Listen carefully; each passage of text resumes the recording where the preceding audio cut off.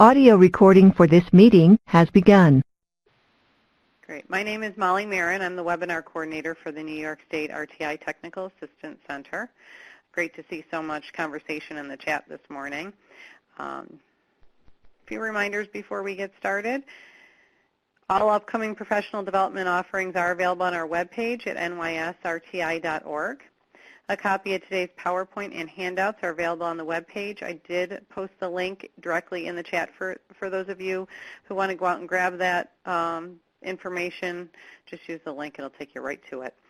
During today's presentation, please use the chat box for any questions or comments that you may have. And at the end of today's presentation, we'll post a link to a brief evaluation. If you could take a few minutes to complete that, we do send it via email after the webinar as well. But we look at that feedback every week, so we appreciate you taking that minute or two to fill that out.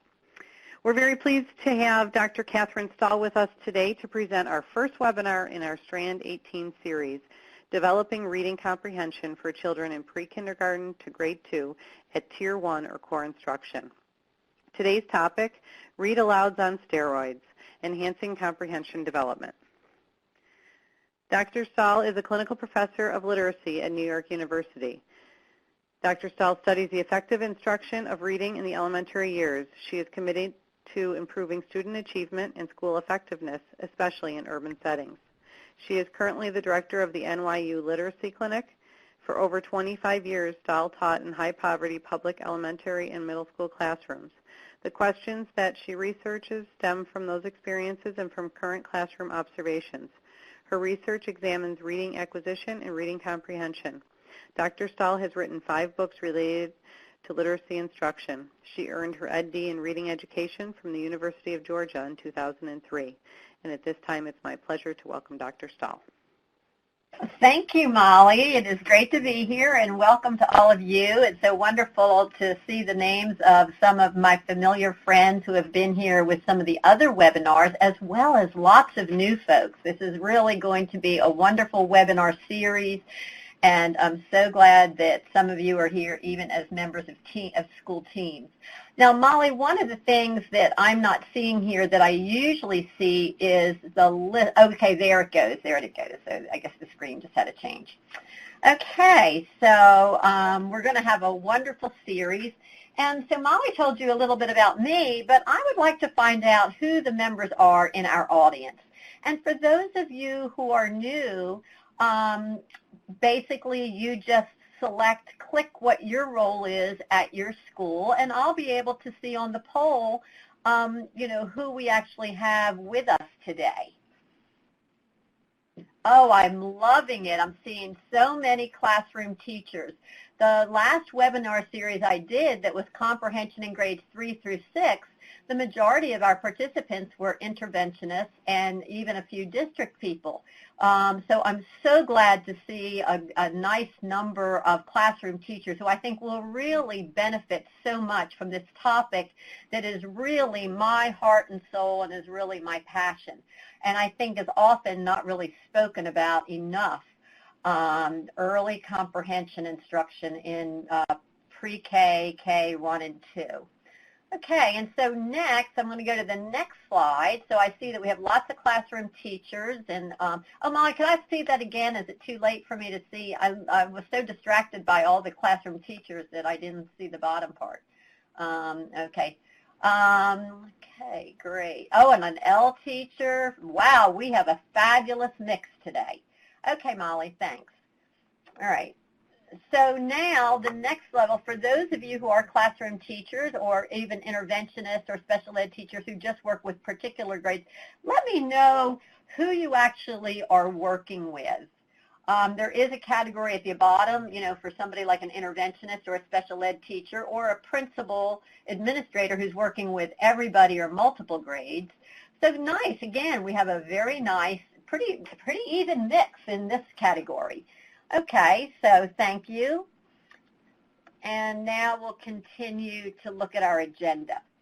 Okay, so we have a very full agenda this afternoon. First, we're going to start by talking about some developmental and theoretical considerations that actually make the comprehension of young children a different ball game. And so some very, it really is, most of the research has been done in the intermediate grades, and there is, now there is more research related to comprehension, but often it comes from the School of Educational Psychology and Speech and Language. So, we're really looking at, the developmental and theoretical considerations because of our young children are a very special population related to comprehension. Then we'll look at some actual instructional protocols for read-alouds.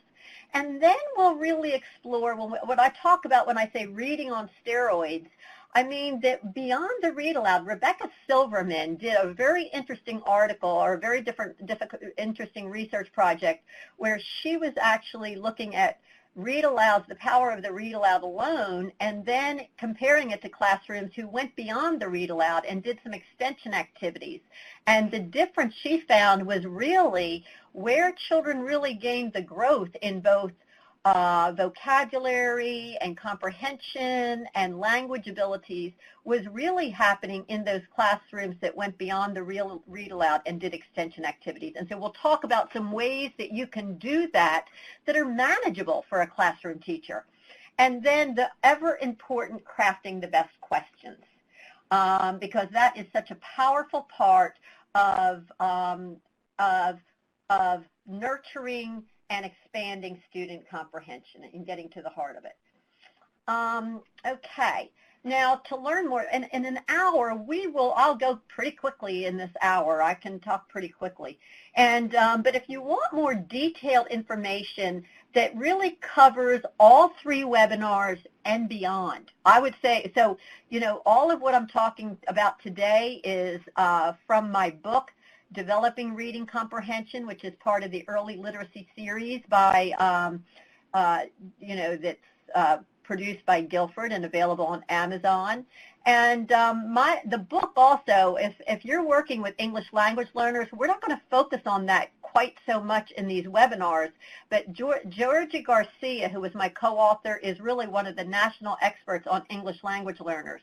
So not only do we focus on developing reading comprehension in the classrooms with, typically developing children and all economic levels, but we have lots of sections in each chapter on how to accommodate the English language learner. And also a free guide that I really recommend that anyone working in the K-3, it's a little teacher-friendly guide, maybe 30 pages with lots of graphics. It's the IES guide, Improving Reading Comprehension in K through 3rd grade. And you can actually just, you can put that website in, or you can just Google IES Reading Comprehension Guide, and it'll show up, and you can download it as a PDF. A very useful little easy guide. And it gives you a lot of research as well that you can look into if you want to read the original articles, if you really want to dig more deeply. Okay, so let's get started with developmental considerations in pre-K to grade 2. Is that the number one consideration is that we have to recognize that comprehension is built upon and reliant upon oral language development. And so the more we can talk to kids in those pre-K, kindergarten settings, have lots of conversation going on with adults as well as kids with each other, that's really what we want to encourage, and helping parents to engage in conversation with their kids as well. And the kind of conversation that tends to be found to be most useful and to really influence comprehension the most is what we call decontextualized conversation around decontextualized experiences. And by decontextualize, we mean what is happening not here, not now, in another context. So anytime you're having that conversation around the dinner table about what you did in school today, it's not here, it's not now.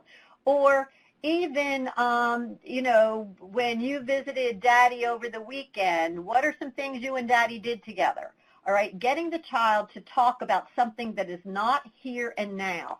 Most of the conversation that does happen in families often revolves around what's happening here now, like let's set the table, it's time for the bath, tasks around the house, management around the house and managing child behavior and observations and what's happening here and now, and children being able to interpret and comprehend what's happening through our gestures, through hands-on experiences. But if we want children to excel in comprehension, we have to, before text ever enters the picture, we have to give them experience in these verbalizing and also understanding language that we express in what is not here, not now. We also have to remember that these are babies. These children are limited in amount of attention they can extend, the number of experiences they've had, and their working memory. And so those are all important considerations in any kind of comprehension building. Those of you who are working in pre-K and K and even grade 1 and also 2, we have research, lots of research, that says that comprehension of stories on video and also that children have listened to, that have been presented as teacher read-aloud, stories that have been presented orally as a book or even storytelling, that these serve, how they comprehend those, are strong indicators of later reading comprehension. And so therefore, we want to engage kids in the same kind of activities that we see happening in second grade, third grade, fourth grade in comprehending text. We want to engage kids in those same kind of questioning and retelling that when they're engaging with videos. You know, and now with technology, we have videos, stores and stores of videos that are quite short, that are available to us and are very entertaining to children, and they can also be like fairy tales. You know, I know on YouTube there are wonderful, wonderful 6-minute YouTube things, or also the old Reading Rainbows are now all on YouTube and accessible on video. They are wonderful things to use to begin some really strategic comprehension instruction among our youngest children. And we also have lots and lots of research that as young as age 4, young children demonstrate many of the same comprehension abilities, including inference generation processes, as much more sophisticated readers. And so therefore, they may need, for example, they might be retelling a story to you that you had read to them. They may not generate those inferences spontaneously in any kind of retelling, but we have lots of research evidence that children can make very high-level inferences, even in terms of characters' motivations and empathy, and that they are capable of doing that if we simply ask those kinds of questions. And this can be around a video as well as around a read-aloud. And we encourage you to do that because it is much easier to intervene and identify if these comprehension problems or challenges are occurring before the decoding piece ever makes things murky. And so, you know, we really want to provide kids with lots of experiences in those ways very early on. Now, theoretical considerations. Most research, as I said, most of the research that does investigate the comprehension of young children has been built around narratives, all right? That doesn't mean that we shouldn't begin to incorporate informational expository text. We absolutely should. Poetry, we absolutely should, because that's also, the poetry is also going to enhance phonological awareness at this stage, and we want to do that. But most of the research related to the actual comprehension piece among 4-year-olds, 5-year-olds has been done around narratives. And it's based on those kinds of oral and video things, rather than, you know, of course, the children aren't reading the text themselves. Now, most work on actual reading comprehension of children reading has not necessarily been done in first and second grade, but it has been done mostly in grades 3 through 6. However, when working with kids in grades K through 2, this is huge. This is huge. We have to assess both listening and reading comprehension to get a true picture of comprehension. I work with a lot of schools, and I have my own, I have my students in my classes here at NYU, and I often hear them or hear teachers tell me, I didn't move a child up to the next level because they couldn't answer the questions or they have comprehension problems. We can't make that judgment unless we have previously given a child a listening comprehension task. A child who is reading a little level D or E book or a little F book, if they can't do a retelling or answer some comprehension questions of those simplistic texts, we need to not jump to the conclusion that they've got a comprehension problem. Instead, we need to step back and really look at how their listening comprehension is. What's the health of their listening comprehension?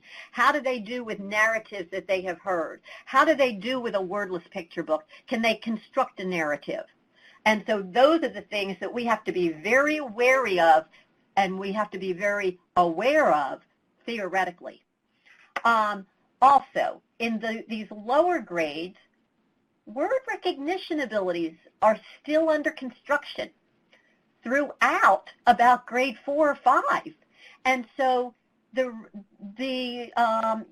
kids don't really reach a plateau in fluency and automaticity until they're around 5th grade. What that means in terms of comprehension is that means until about 4th or 5th grade, the level of automaticity is really taking up cognitive space, a larger amount of cognitive space than it is going to be for older children who have reached that plateau of reading 130 words a minute, 150 words a minute. Before that, the word work and the lack of automaticity is compromising some of the cognitive space, and we have to be aware of that when we're working with young children. And therefore, what that also means, and we may not like to hear this, we may believe, well, I don't believe in that because there doesn't seem to be strong face validity. But the true reality is that fluency and reading comprehension are strongly correlated in grades 1 through 3. We can't deny that. And so therefore, now over time, that's going to decrease. That correlation decreases when we get into grades 4 and grade 5, all right? But there is a strong correlation in the younger grades that we just have to honestly acknowledge, all right, regarding reading comprehension. And therefore, especially if you're talking about something like an RTI model, therefore, up through about, through those grades, the words correct per minute is not the worst, it's not really a bad progress monitoring measure, all right, because there's not really much else. There's not much else. So no, you don't want to use that exclusively. You want to be doing a lot of other things in comprehension, and we're going to talk about why on the next slide. But don't discard or poo-poo the value of the words correct per minute. And so the other reason why we do not have there is no one single clean measure of comprehension. It does not exist. And so therefore, because unlike something like phonics and fluency, we have to acknowledge Scott Paris's constrained skills theory. And so what that means is that phonics is very constrained skill, all right? There's a narrow span of time when kids are learning something. There's a constrained set of items at which you're testing. If you want to know whether a kid if you want to know whether a kid knows how to write their name, you say to the kid, write your name, and you can see it right there. He can either do it or he can't. He can't do it, and then there's a ceiling when all the kids can do it, all right? Fluency, not so much. There's a longer growth period. But when we start talking about vocabulary and comprehension, they are at the far end of the continuum of being unconstrained skills. And this is important because those constrained abilities like phonics develop in a very linear manner. And the children will develop mastery over a few years. They're easy to assess. That's why often more emphasis is placed on them in the primary grades and why more emphasis is placed on them in intervention settings, because it's easier to test them. Unconstrained abilities are multidimensional, incremental, context-dependent, and they develop across a lifetime. That's why we've got to begin working on it from the womb, reading to the kids when they're babies. So this comprehension is constantly developing, and it's never all or nothing. And so there's not one assessment that is going to give you a silver bullet gauge of what a comprehension score is. There is no such thing as a comprehension score that tells you about a child's reading. It does not exist. You must, in order to analyze comprehension, you have got to use multiple measures. And at the grade levels that we are talking about, you must have a measure of listening comprehension before you can draw any kind of conclusion about a child's comprehension at this developmental stage. Context, purpose, genre, and content. Comprehension is difficult to assess and difficult to teach because you've got moving targets, all right? You've got different kinds of context. A kid can do something in a class and with a teacher and with a partner that they might not be able to do by themselves. They can do more if there's a specific purpose. Read to fill out this template. They can do that, whereas they might not be able to read the whole text and reconstruct it. Genre, expository is always going to be more difficult than narrative, and also the content. Some content, scientific content, may be likely to be more difficult than, say, something like a narrative where there's a personal experience involved. And then we have student factors like a child's, once we get into learning how to decode, decoding, fluency, vocabulary. This third bullet is student factors. Prior knowledge, how much knowledge a child has about what they're reading.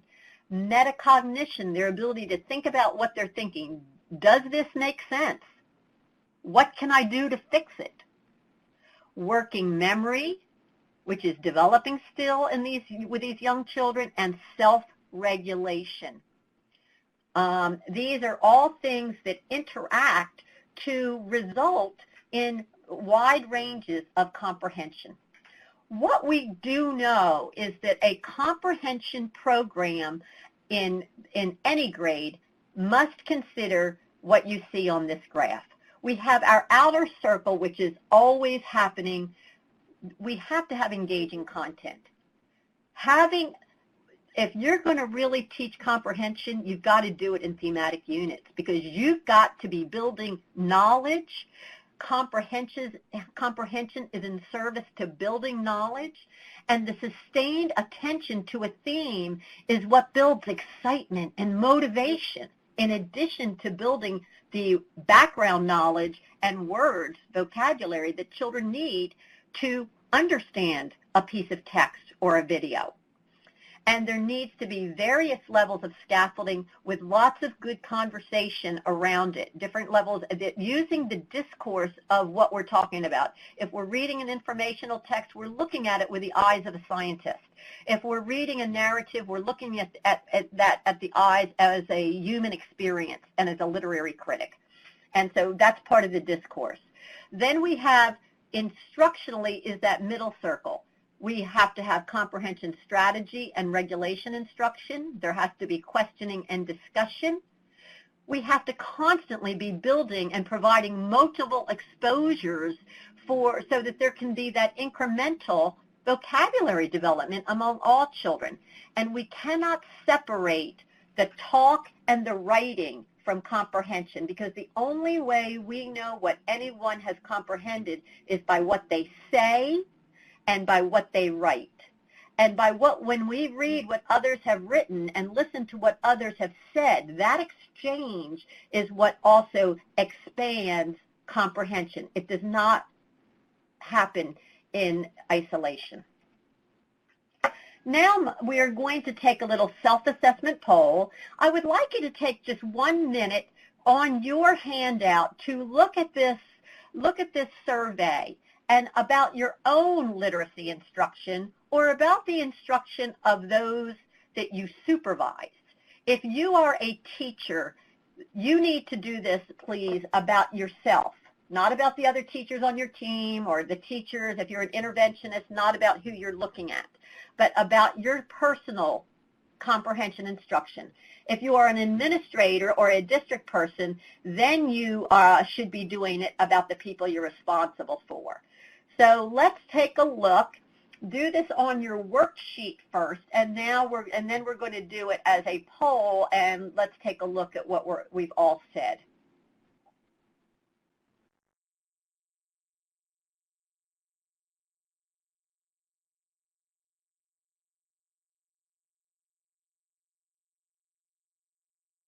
So I'm seeing, okay, so good. So the answers are coming in.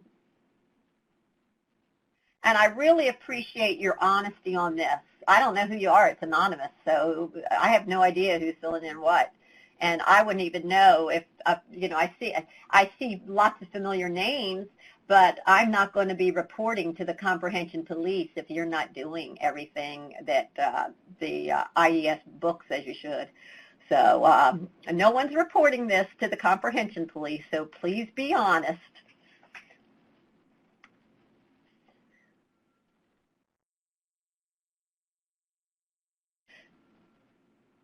Comprehension occurs in a content-driven context. That means in pre-K, K1, or second grade, when you are teaching comprehension, it's a part of a bigger unit. Like your 90 minutes of literacy has to do with, oh, now we're doing our plant unit. And what I'm doing as my read aloud is related to plants. What you are reading is related to plants. What my comprehension strategy instruction is based on my plant unit. And so I'm teaching a lot of informational text kind of skills. That's what that means, content driven. It means it's based on a whole unit. Now, there should not, I'm seeing, now comprehension, let's take a look at this. Comprehension dominates my literacy block. Judge Judy, who I love, I watch her every night when I'm relaxing in the evening to try to unwind. Judge Judy would say, this is a yes-no question. That means we shouldn't have some. Comprehension is either it's either more minutes than decoding or it's not. When you think about the number of minutes that you're spending on comprehension instruction during that 90 minutes of literacy is more of the time. If you have 90 minutes, then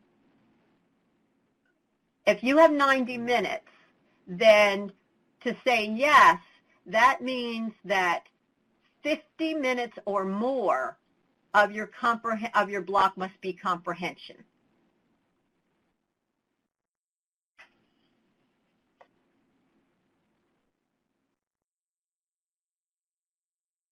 Okay, so we see, I'm very happy to see so many people using a content-driven context, because we do know that that really is effective, and I appreciate the people who say, yes, it is some, because I would say that in a lot of the classrooms I see, it doesn't exist at all in the lower grades in terms of when they're teaching content, or it's like, oh, we do that, we do science and social studies in the afternoon, but when we teach comprehension in the morning, it's around a read aloud that I like. So I'm glad to see so much content. And you know what? I thank the Common Core for that. I think that the Common Core has really made us, that's part of what I celebrate about the Common Core, is I think that it has really brought comprehension to the forefront in the primary grades. Hallelujah. And it has also made that building of world knowledge also to the forefront. So I think that we do in the primary grades. I think we are having valuing the science instruction, the social studies instruction, and the literary instruction as all being of equal value when we're teaching kids how to read. Good. Okay. And so I see large in groups, small group discussions about text occurring daily. That's fantastic because conversation is so important. Okay, so Molly, we can now go to the last three.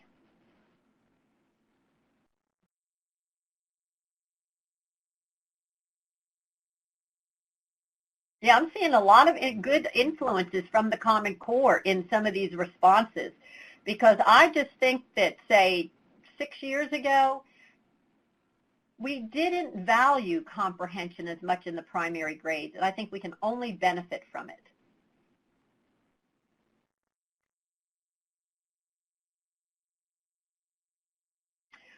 Okay.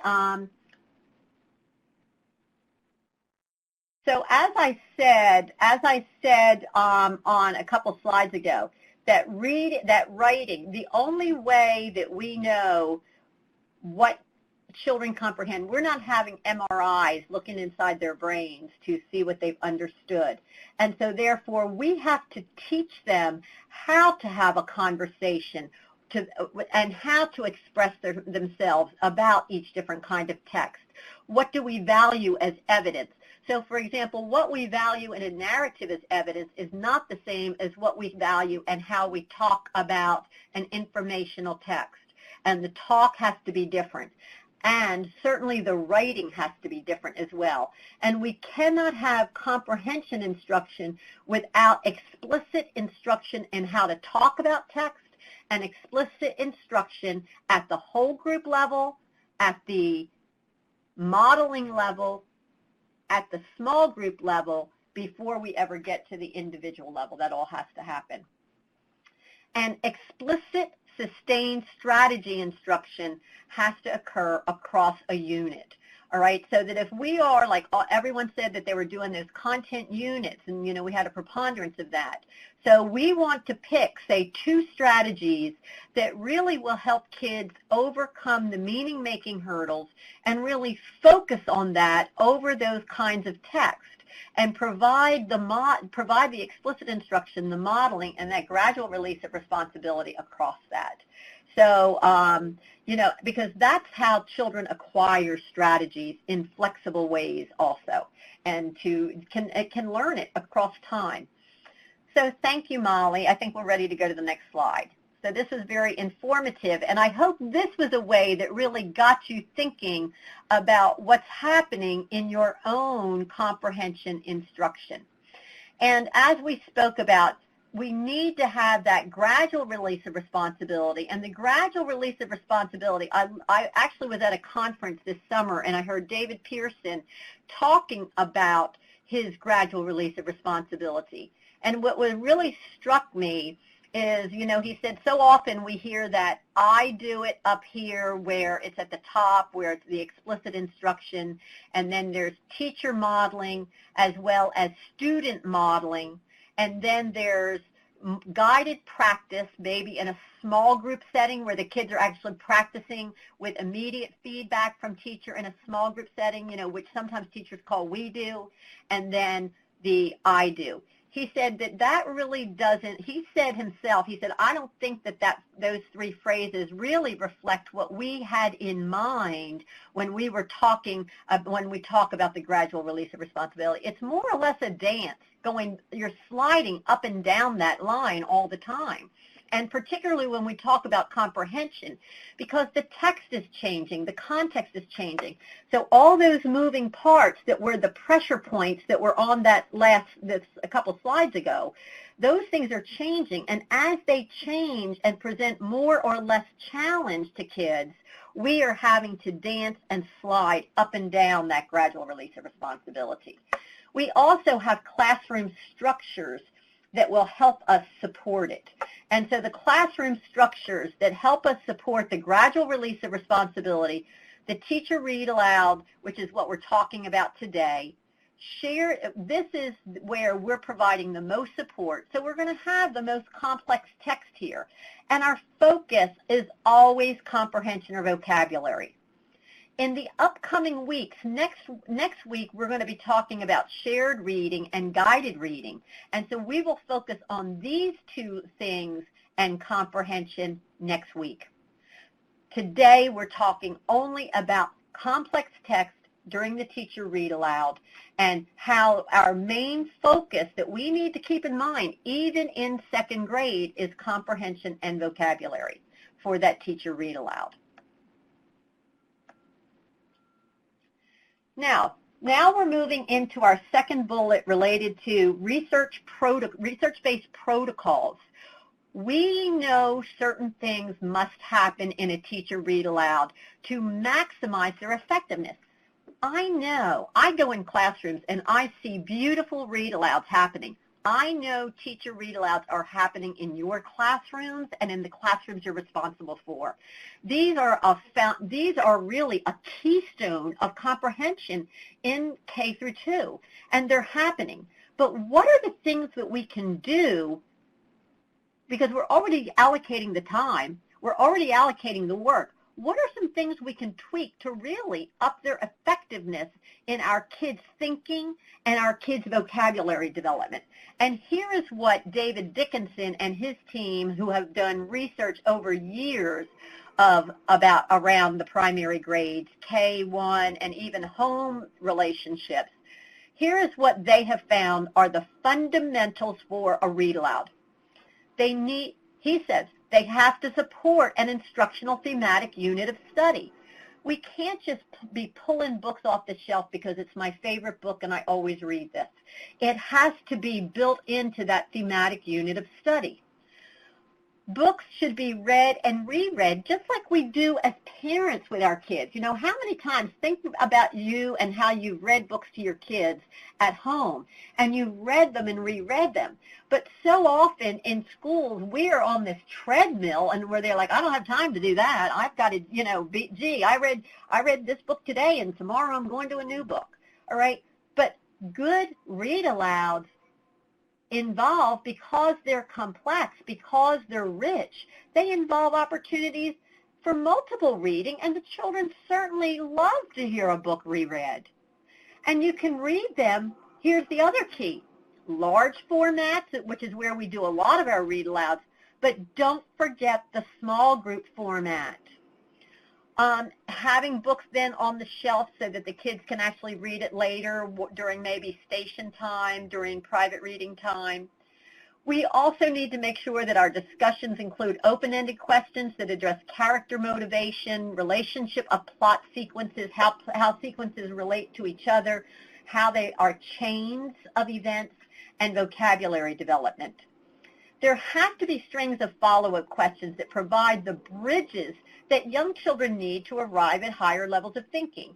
We can't just ask a question and then continue reading and go to the next question, all right? We ask a question, we actually listen to what the kid said, and then we ask a follow-up question that takes it to the next level of thinking. And what we have found also is that the implicit management style increases time on task and engagement, and we'll say more about that at the very end. We also know that comprehension should consider what's happening before the reading, during the reading, and after reading. And this, this is from a slideshow that Rebecca Silverman did this past summer at the International Literacy Association conference. But this is, pretty traditional stuff. Before we certainly are going to introduce the text in a targeted way. We do not want lengthy conversations before we read the text. Beck and McCowan have found that doesn't work. That's distracting. We will preview a couple, no more than 2 important words and concepts. During the reading, we're going to prompt children to ask and answer questions about the text, and then we provide the feedback and additional follow-up questions. And finally, we guide children to retell what was read, and we extend the learning via activities and centers.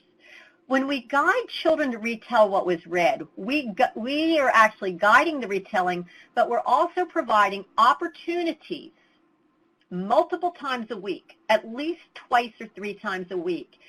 Kids should have the opportunity to retell whatever story they happen to read themselves or what story was read to them, to retell that from start to finish. We don't want to rely solely on somebody saying, what happened first, and one kid says that, what happened next, a different kid says that, and what happened last, a third kid says that. We need for children to tell the text, the story, from beginning to end, a single child, and to do that in small groups, in the small group setting.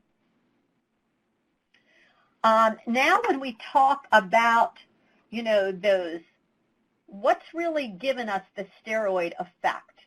Well, it's the extension activities, it's the multimedia supports, and the opportunities for kids to collaborate and talk with each other. And so these extension activities are the elaborated vocabulary development. And I'm going to go over a protocol in just a second that Beck and McCowan have developed that is very effective for Tier 2 vocabulary. One of the biggest things you can do to add steroids to your read aloud are to provide opportunities for children to talk about the read aloud in small groups.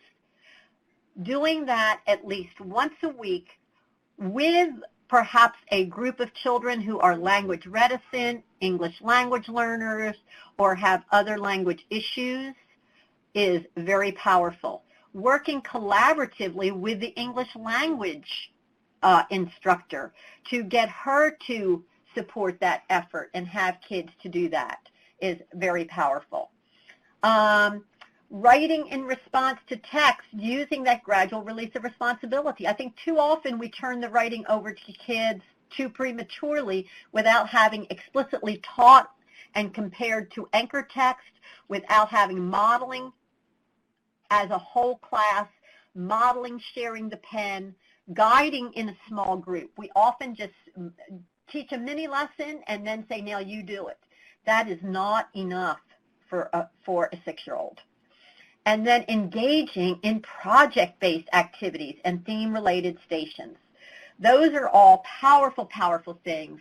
I had such a treat. It literally brought me to tears. One afternoon, I had done some PD and was doing some classroom observations in a school. And then I had like 40 minutes at the end of the day before I was doing the professional development. And I walked into a kindergarten classroom, and the teacher was just finishing up the read aloud of that Frank Ash book about moon shadow. And so she had done the read aloud. The kids got up and sort of were acting some of it out. And then, and this all happened in about 30 minutes. So she would finish the book. She read the book. They finished it. And then the kids went around to stations. Now, the read aloud was part of a larger unit on light and shadow. And I quick got out my phone and took the pictures of some of these stations. You have an article or a book chapter that is out of the book Best Practices in Early Literacy Instruction. It's a chapter that I wrote that is called Comprehension Instruction in the Primary Grades. And so, one of the things I share is what she was doing. So she did the read aloud, and then the kids went to, there were like 8 stations or 10 stations set up in the room, and they went to one station. Now these stations, they were doing the theme over the course of a couple of weeks. So each day she did do a new read aloud, and then the kids went to a different station. Molly, if you can show that page now, page 186 from the article. And so you see here in this overlay what the exact activities were. The kids, one group of kids was writing a response to the story, which was really writing a trait that described their favorite character in the book. You saw a picture of that. Then they did read around. One group was doing read around the room, and they had all kinds of poems about light and shadow. Another one was a computer station that was set to the ebook Robert Louis Stevenson's My Shadow, and the students were echo reading the poem. And it just goes on and on. My favorite station was this categorization.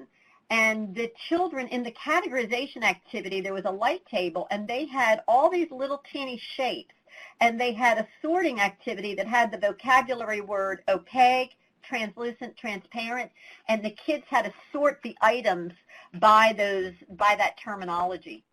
And so it was really, I thought it was really an exemplar of what a read-aloud is supposed to be, which is embedded in a theme and related to the science unit. Okay, Molly. And you all have this chapter and these individual activities. And again, the multimedia supports are very, very helpful and can provide lots of good additional information needed for comprehending and remembering words and concepts. Really take advantage of these videos. And it's especially essential if you have children that you're working with English language skills. Excuse me. And these multimedia supports can be in the form of pictures, audio, video, and realia. And there's a website that Freddie Hebert has called Text Project, TEXT-PROJECT. And in text, if you can just Google it and it'll take you right to it. It has a whole link. She has a whole library of pictures that could go with any content unit and any vocabulary word you're teaching. Wonderful resource.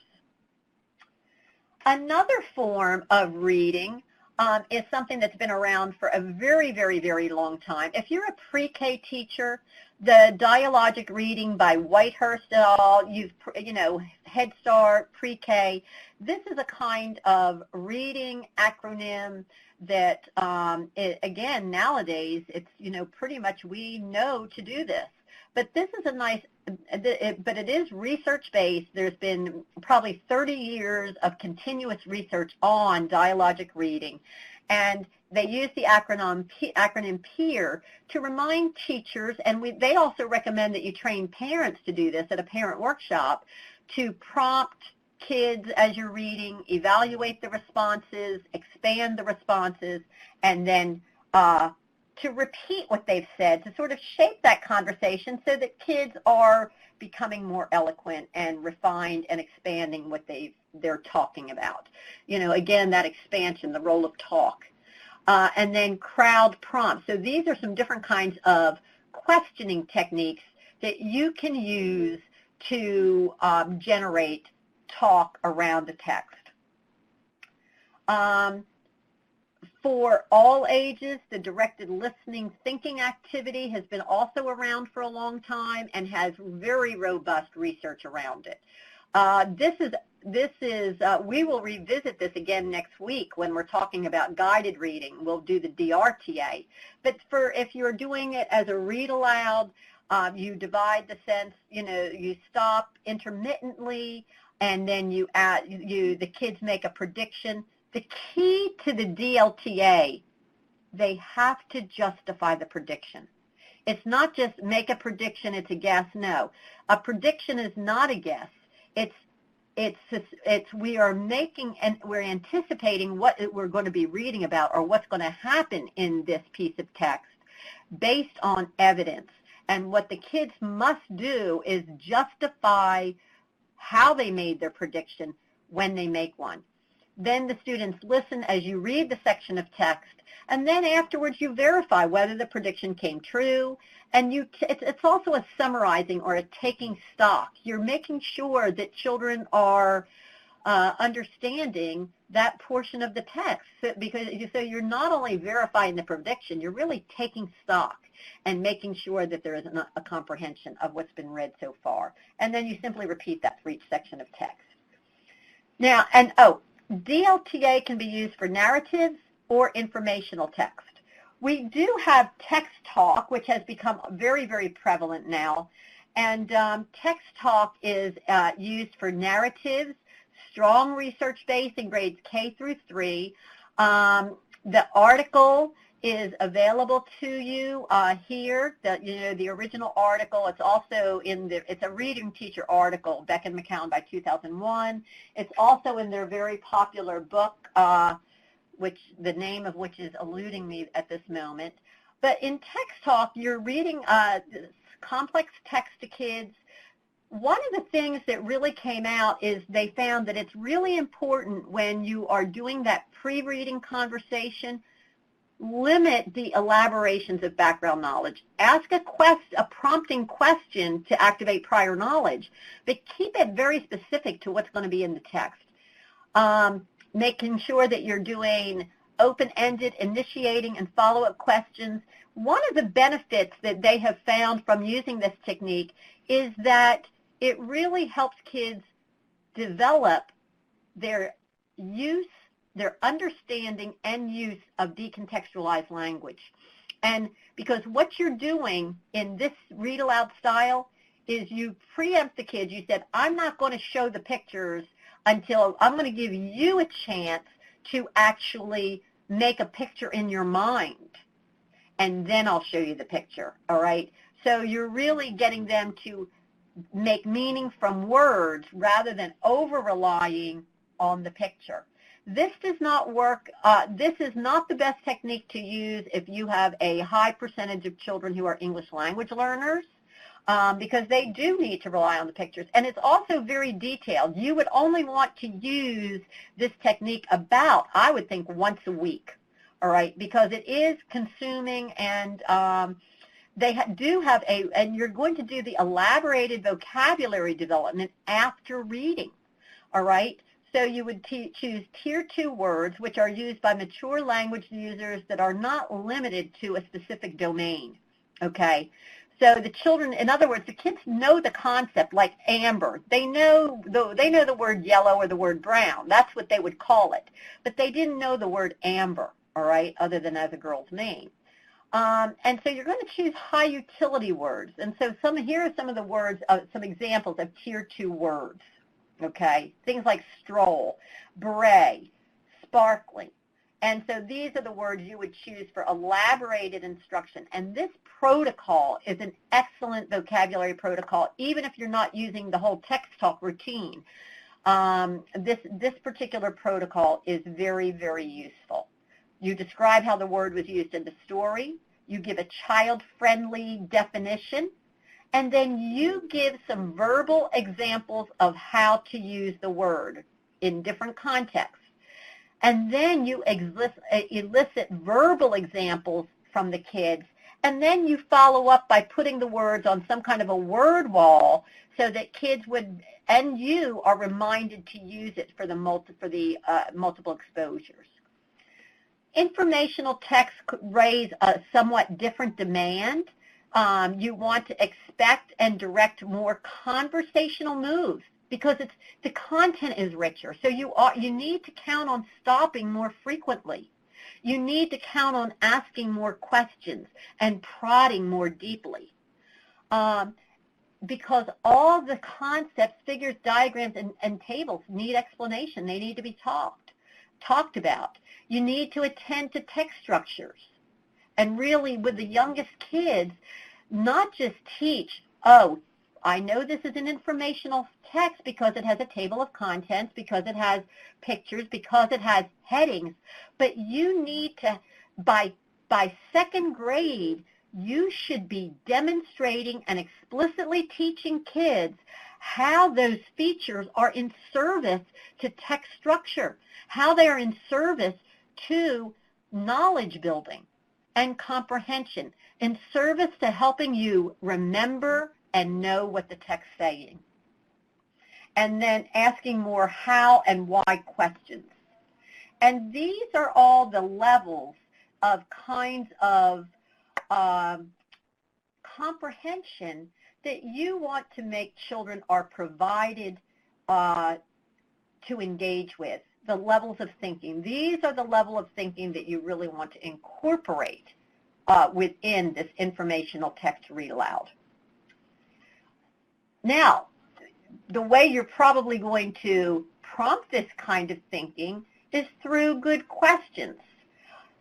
Questions must be crafted in advance. I am and I know I have been teaching since 1976, and I don't know of any other career that can provide such fulfillment and excitement 40 years down the road. I am as excited about teaching today as I was in 1976, and that's wonderful. But I've been teaching reading that 40 years, and I wouldn't dream of picking a book off a shelf and just starting reading it to a group of children. Time and attention, you only have a limited amount of time and a limited amount of attention with these babies, with these young children. And so therefore, you have got to be very selective in which questions you ask. There are tons of questions you can ask about the good text that you're reading, but you have got to plan both the quantity and the quality of the questions that you are going to use. It's sort of like packing a suitcase. Yeah, I can ask all these, but I'm only going to ask a third of them, because if I ask too many questions, I have lost the children. I've lost their attention. If I don't ask high quality questions, then I'm not getting to the high level of thinking that I need to get to in a read aloud, in this stretched text. And so therefore, I need to ask fewer questions so that we have time to get to the destination. Create scripts and Post-its that you can reuse. It's going to take a lot of time for you to do that, and you have to do it at home. But do it in such a way that they can be reused, all right?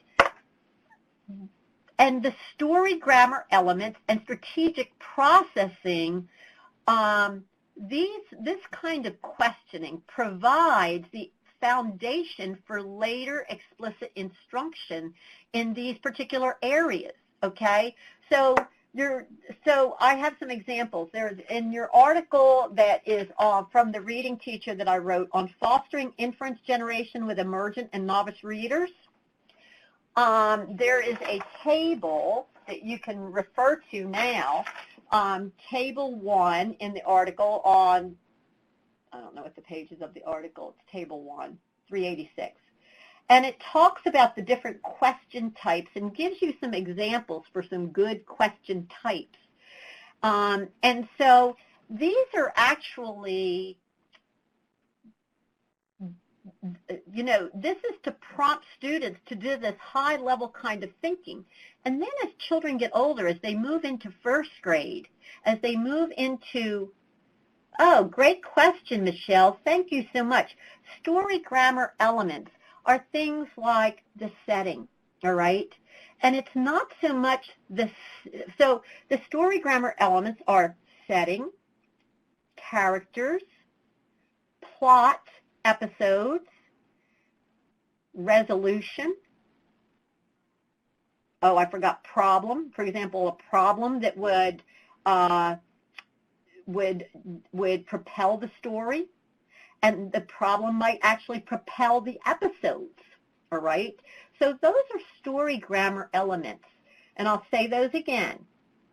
Setting, characters, problem, the problem that propels episodes in a plot, which are attempts to solve the problem, and then the resolution.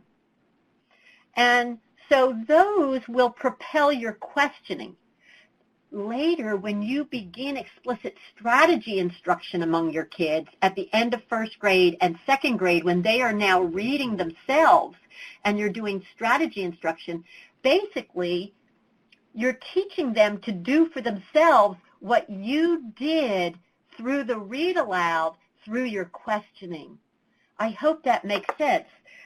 Same thing with strategic processing. Visualization is a comprehension strategy that you're going to be likely to teach your second and third graders, how to make a picture in your mind. Well, when you are working with pre-K kids and kindergarten kids and first grade kids, one of the things you'll say in questioning is you'll say, tell me what picture you made in your mind. Oh, what words in the story helped you make that picture? And so your questioning is really the prerequisite to the strategy instruction that you will provide down the road to your novice readers when they are reading text themselves. The inference article that you have really, I think, does a good job of explaining that, giving you some examples, and also I love to do strategy instruction with and questioning with videos. And I mentioned that earlier, and in this inference generation article, you have a script that I have used. It's Table 2, and it's a sample kindergarten lesson for the video, The Frog Prince.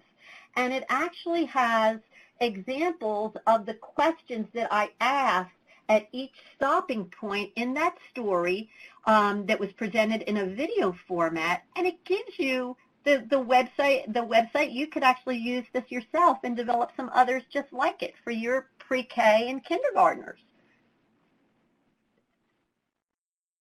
Oh, here we go.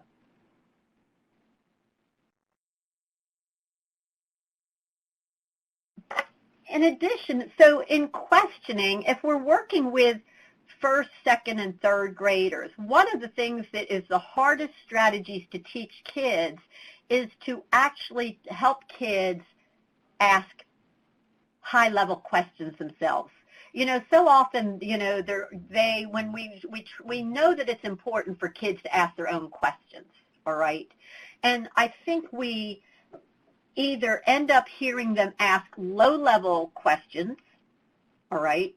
We have them asking gotcha questions. They ask something about some detail like they're trying to trick somebody. Or they ask a very generic, routinized, parroted, I wonder question. We really want kids to ask thoughtful questions related, and if we're dealing with narratives, we want them to really be asking questions that show how characters change over time, that show how one plot episode leads to another. We want them to recognize even in informational text, why is such and such important, or even in narratives, why is it important that such and such happened? And so these question stems can be put on a poster, and research by Rosenshine and Meister has shown that the best way to teach kids how to ask high-level questions is by not only modeling that ourselves, but by having a poster with these stems displayed. And we also always want to be asking kids, let's not forget about the themes and universal truths in a story. You know, especially if it's a narrative.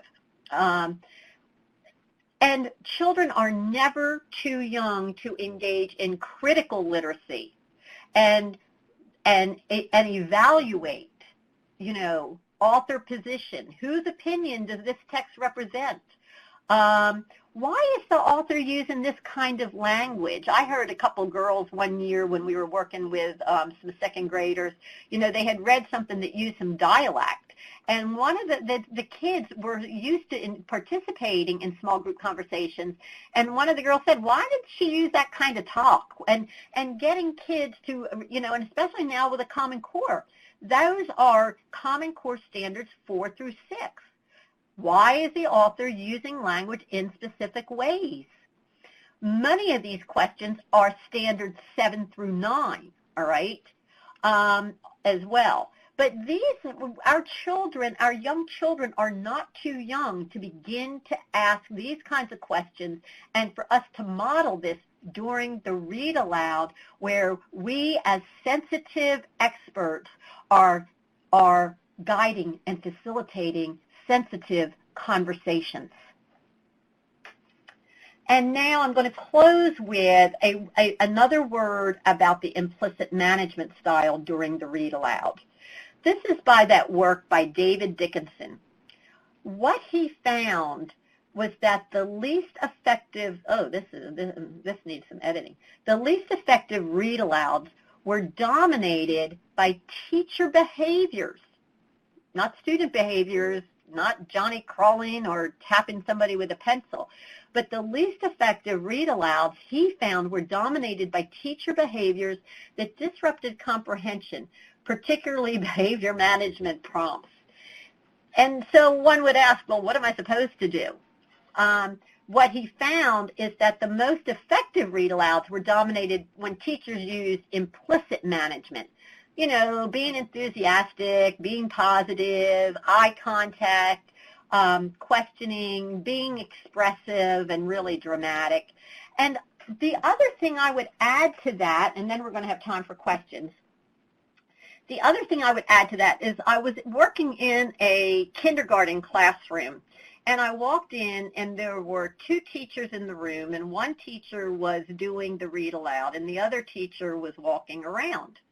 And when we debriefed, I asked about why the teacher was walking around, and she said, well, it's for the management. And I said, would it be possible for you, have you thought about dividing the class in two groups and each of you taking a group? And then you'd be doubling the conversation, and you would be not having the management problems if you have two groups of 10 instead of a group of 20 5-year-olds. And they said, well, we don't have duplicate copies of the book. And I said, well, you know, what's nice is that if you do that, you are cutting your work in half and you're doubling the conversation and interaction that children get to have. So it's a win-win situation. So, you know, the management is also an issue in which we can, by tweaking some things, increase the power of the read-alouds that we're currently doing. So now I would like to, you know, I hope, you know, I'm going to open it up to questions for now also, so I hope you'll type in some questions and have some live conversation exchange. And I have also put up here, you know, some goals for November 9th that I would like you to try before we regroup next. You know, we're coming back together. I hope I'll see all of you next week as well, because this really is just, I think, such a compelling topic that we don't hear and share enough about. So please feel free to type in some questions that you have or comments that you have or suggestions that you have about things that have worked on your own read-alouds.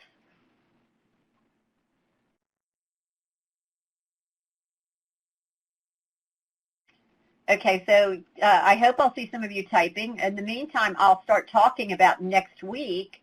I would like, you know, I just believe so strongly in the power of a small group discussion after a read aloud. And so I would like to challenge each of you to conduct a 10-minute small group discussion following a whole class read aloud with 4 students who rarely or never volunteer to talk during a read aloud discussion. So I would like to challenge you to maybe increase the likelihood of that happening in your class in a small group format with those kids who need to share and are too insecure to share in a whole group. It would be great to give them the opportunity to do a follow-up. And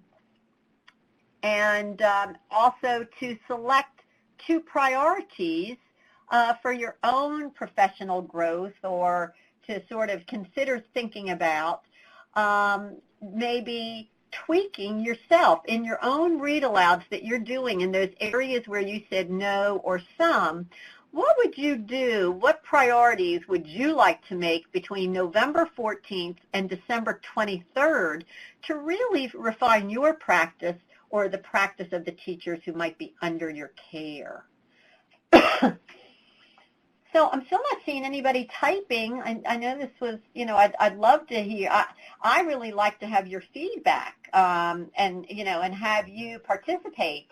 You know, I like for this to be very interactive. So, you know, So conversation is the key to comprehension, and it helps me know that that I'm not here by myself. So I like hearing what you have to say. Okay, looks like we have a couple people typing. I just posted the link to the evaluation, so before you leave, if you grab that link, it will come to you via email as well. And another fabulous presentation. Okay, thank you. Molly, I want to thank you. For those of you who have been with us for many of our webinars, we will be together next week, but I believe, Molly, is this your last webinar with us? It's my last one with you. I have 2 more with the TAC, and then I'm heading off in another direction, but it's been a pleasure. Well, I just want to give you my gratitude. I could not have ever done these webinars without you. I just want to thank you so much for all the support you have provided to me and all of our participants out there. I always feel confident, as I know you participants do, that if ever there's a glitch, Molly is right there to support us, and we're back up and running. So, Molly, you will be greatly missed. You really have been such a big part of our webinar. Thank you so much. I appreciate that. Good. So I see some people typing. They're typing. And please, I do encourage you to do the survey. Your feedback is truly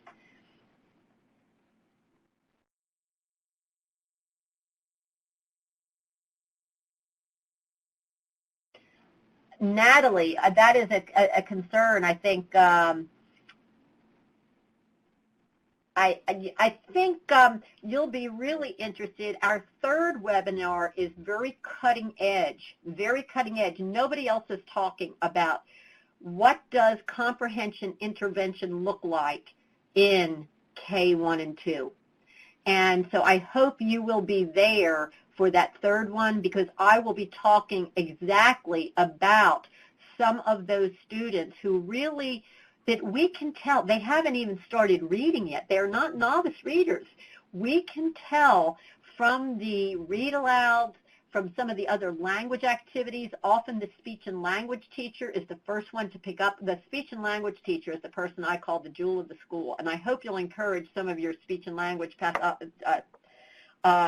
therapists to join us, especially that last week, because so much of the comprehension in the young children can be detected through speech and language and through the read-alouds. And so I am imploring you to make sure that you are here on the third webinar, and so that you can provide some good feedback to us about your experience in these areas, because that is exactly what we're going to be talking about.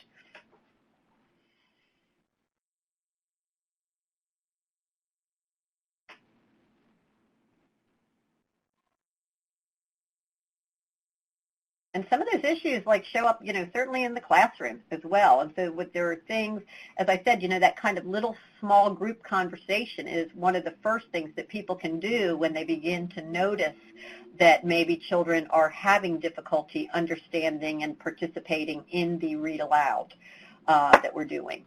So, okay. Now I thought I saw that someone, Dawn, oh, there we are. Some specific strategies to use with the lower levels English language learners. I use pictures, putting pictures in order for a text. Dawn, I recommend that you look up some of Rebecca Silverman's articles.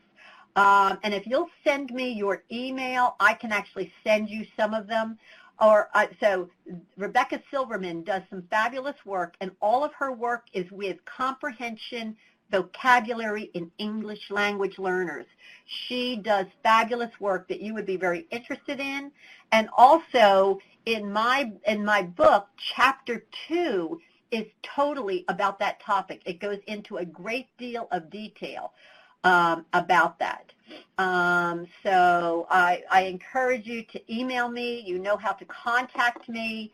And I encourage any of you who have questions or would like some individual feedback about your read-alouds to feel free to contact me via email. I'm always available to you, because this is just a little I guess it's just a little taste sampler, really, of all the good stuff that's really out there.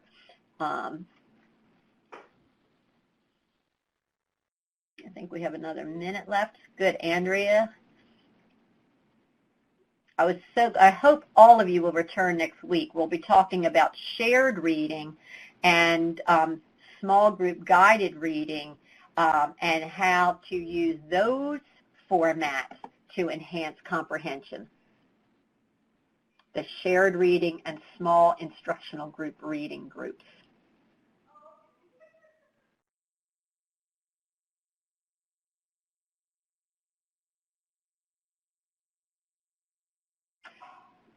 Well, thank you, everyone. Andrea, I know you're still typing. I'm not sure whether this just shuts off. I know we have until 5:15. I'm not sure whether the service itself just shuts off. No, it auto extends, so we're good. So if we want to for Andrea's question, and then we can. Good. Yeah. So.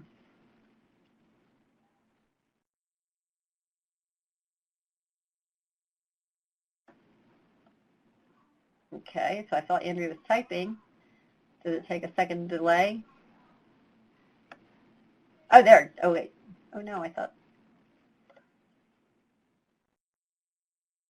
Well, I'm not seeing what Andrea typed, but I do encourage, thank you all so much for being with us this afternoon. Please fill out the survey. And please, I hope I'll see all of you back with us next Wednesday afternoon, and bring some of your colleagues with you. That would be great.